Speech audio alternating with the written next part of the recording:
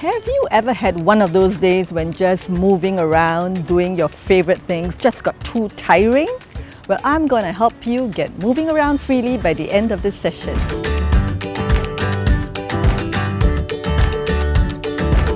Hi guys, I'm Val. I've noticed that going about doing regular activities makes me more tired than usual. Many other people seem to manage better.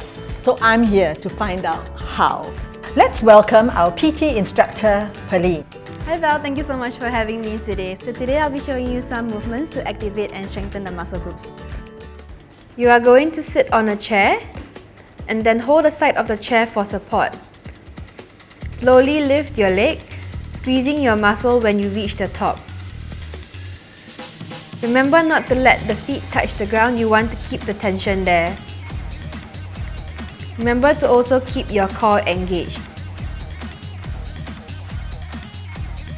Stand in front of a chair. Aim your bottom towards the chair while maintaining a neutral back.